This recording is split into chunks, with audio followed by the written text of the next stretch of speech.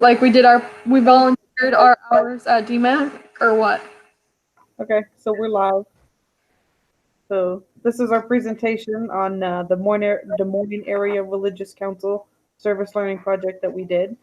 Um, this is a food pantry that also has mobile food trucks throughout the state of Iowa, mostly centered around Des Moines, Ankeny areas. But they also have some other areas that are further south. One of the gentlemen that worked in the warehouse actually gave me a flyer. He shows us where all the stuff is. I don't know if you got one of those, but I did. I thought it was pretty cool. Yes, I did. Okay. So the history of DMARC, if you want to take that away. So it was founded in 1952, and it is led by Interfaith Dialogue and Corporation, and then it responds to meet the basic human needs and is at the forefront of the community's action and advocacy for the greater Des Moines area for nearly about 6 decades. And then the first year they started, they were able to serve over 13 different local churches as they were all working together. And then now DMARC has grown to include over 130 members of the congregations of different religions such as Christianity, Jewish, Muslim, and Unitarian faiths, and they represent nearly 70,000 congregants. Okay. So the mission of DMARC is to work together with their different organizations to meet the basic needs for the greater Des Moines area and its community through food donation. They also take toiletries. They even take boxes for donations. They take vehicles as well as monetary donations. They use a lot of the monetary donations for like housing projects, as well as paying for or helping to pay for individual rents and utilities as well. But a lot of the monetary donations go to each of the different warehouses throughout the morning. I think you said there was 11. If I have that right? Well, there's 14 different food pantries that take the donations, and they use the different trucks and other individuals to help spread those around.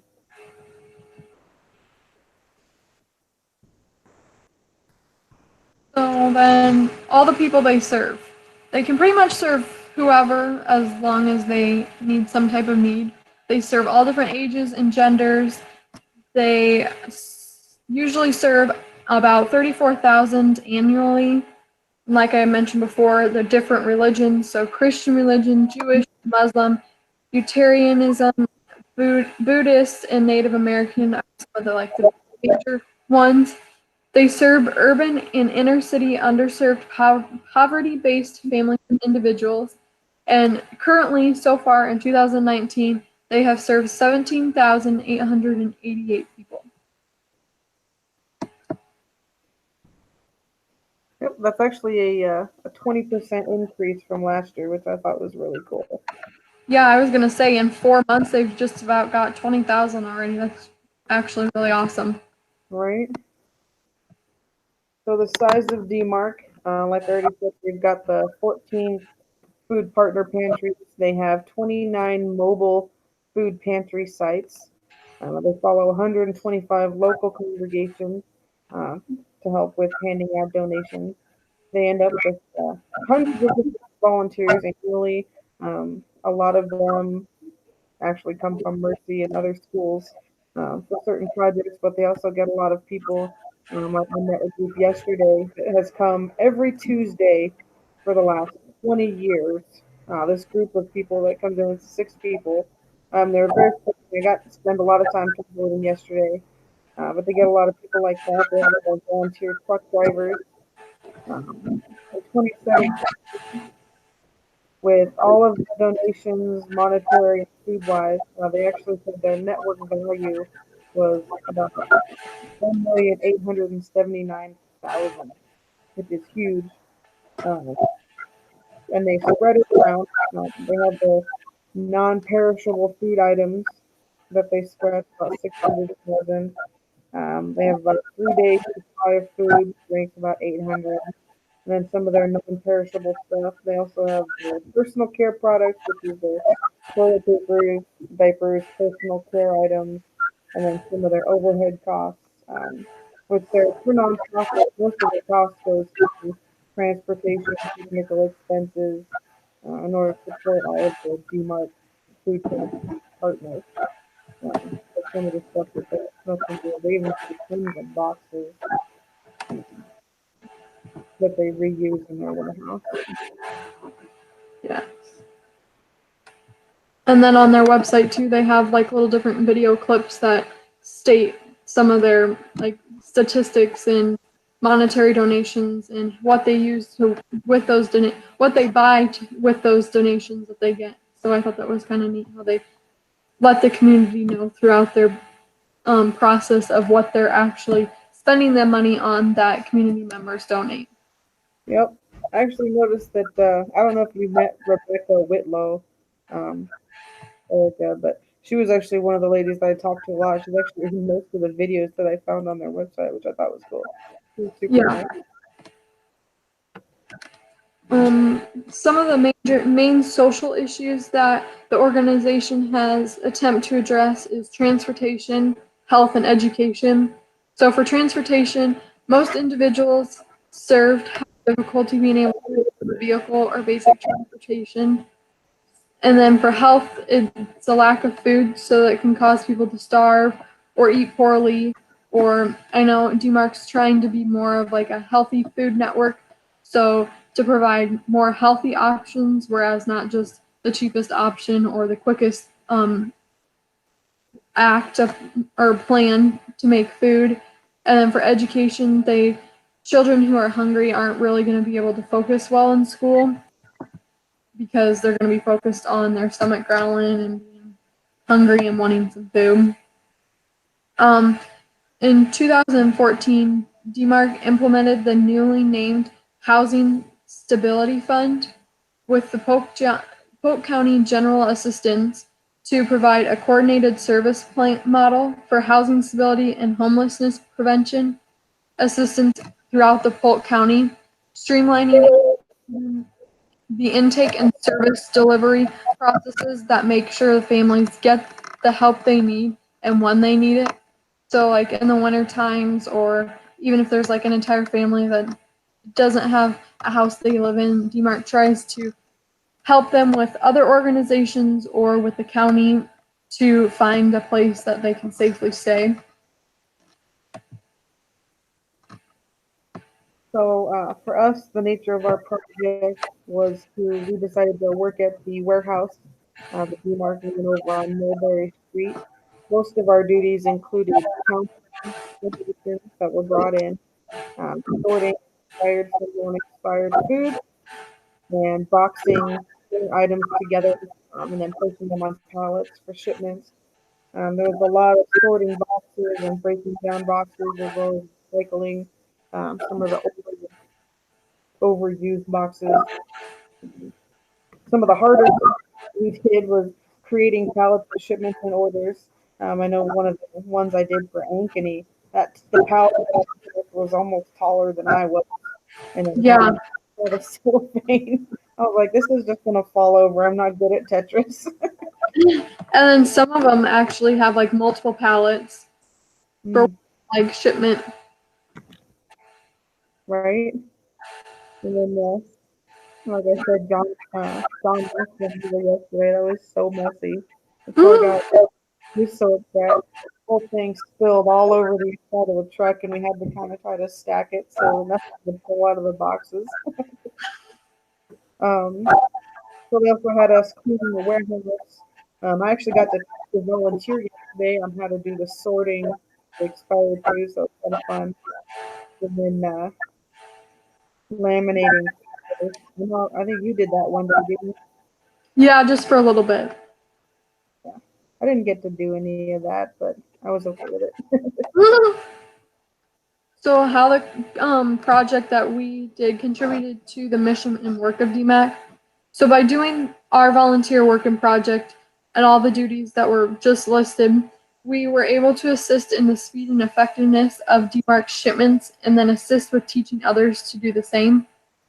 So we know that it was they were very sorting out donations and often got all the donations sorted quickly enough to where there was a lot of other tasks completed during like our 4 or 3 hour shift, depending on how long we were there.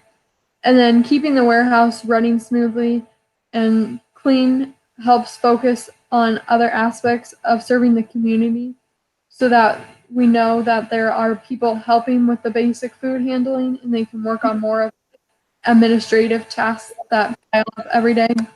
And then each box we filled worked its way into an order and helped feed someone that needed it. And this like filled us with great gratitude and like just put a smile on our face because we knew we were like eventually get to somebody that we were doing something good for them. Right. So I think overall, I think the project was great. I actually really enjoyed it. Um, and I don't know how good I'm going to be at it, but I know I personally am going to try to go there at least a couple times here and there that I can, because I like the physical labor aspect. I like the health that we're doing. The amount of people that get served is just amazing. You don't really see um, unless you're in like a volunteer project like this, you really just don't see the type of people that are affected by like hunger and things in Iowa because they're just kind of not out and about. You just don't see them. Right. So And then like it's the a good actual thing. workers of DMARC, like John and they're like they were really good to get along with. Like they were kind of really easygoing. They taught us everything what we needed to do in like a really nice and courteous manner, I thought. So So I told John to make me a business card hmm. because he doesn't have one, and I told him to put his name on it, and this is what he put. Can you see what that says? He's a nice guy. Oh man, he made me laugh the other day. He was so nice and so helpful. And he Yes. never got mad at me once, even when I made a few messes. Yeah, he was always like really patient and he'd always try and laugh about something or joke about something. Agreed. I think for the future of this project, I think we both definitely agreed that the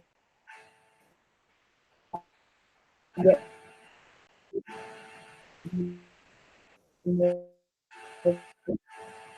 volunteers. Yes. But one of the things that we both decided they needed to do better at was advertising.